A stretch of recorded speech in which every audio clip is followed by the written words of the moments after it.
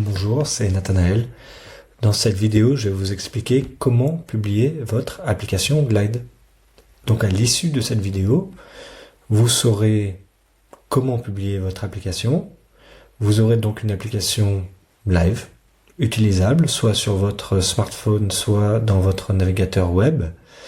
Et vous saurez où trouver les quelques éléments pour pouvoir peut-être améliorer votre setup, votre installation.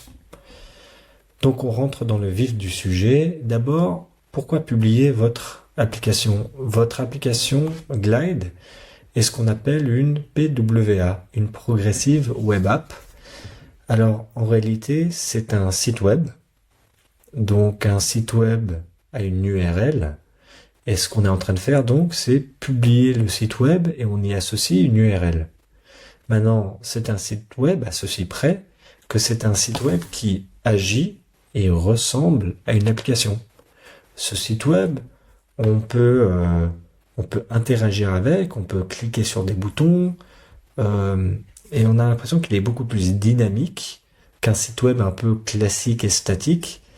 Et de façon très importante dans Glide, votre application, votre PWA, mais on va appeler ça une application, est très orientée données. Chaque page est vraiment poussée par la donnée. Donc, pour publier, on va se rendre ici en haut à droite, on va cliquer sur Publish. Ici, vous allez voir, c'est très simple, Glide génère pour nous automatiquement un nom de domaine qu'on peut changer par ailleurs. Je vais accepter celui-ci, inventory-frsi.glide.page, ce sera le nom de domaine. Je publie. Ça prend peut-être quelques secondes, mais c'est relativement rapide. Et là maintenant, notre application, elle est live.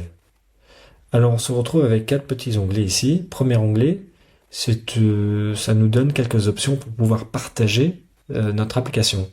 On peut la partager via ce QR code. Alors là, typiquement, moi je prendrais mon téléphone portable, je scannerais ce QR code et mon smartphone me demanderait si je voudrais ajouter ce site web à la home page ou au desktop. Je dis oui, et en fait donc je me retrouve avec l'icône que j'ai définie dans les configurations de l'app, et c'est comme si c'était une app normale sur mon smartphone, et quand je tape sur l'icône, hop, l'app s'ouvre, et puis je peux interagir avec, comme je la vois ici dans l'éditeur de mise en page. Je peux aussi copier le lien et l'envoyer à quelqu'un via email, via Slack, via les outils de communication que j'utilise en interne dans mon entreprise. Je peux aussi rajouter des emails, des adresses email de collègues et les inviter individuellement. Dans l'onglet Privacy, on a vu ça aussi dans la partie configuration de l'application, mais je peux définir de nouveau en détail, au cas où je ne l'avais pas fait avant, l'accès public ou privé de cette application. Dans la partie Publishing, je peux définir si les changements dans l'app, la fréquence des changements dans l'app. Donc par exemple, si on veut que les changements soient automatiques ou manuels. Parfois, on fait des changements dans une app, et on est en train de changer des choses et on veut pas que tout soit poussé immédiatement en live. Et dans ce cas, on cocherait cette case ici pour pouvoir contrôler de façon plus granulaire quand les changements sont publiés. On peut aussi tout simplement retirer l'app de l'espace public. Enfin, ici, je peux changer le nom de domaine.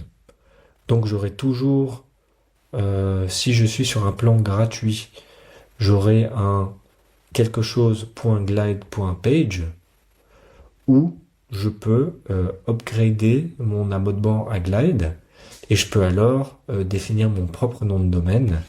Et en particulier, si c'est une application professionnelle et c'est recommandé, vous pouvez alors définir le nom de domaine comme étant un sous-nom de domaine ou un subdomain de votre entreprise. Donc voilà, vous avez publié votre application Glide, félicitations.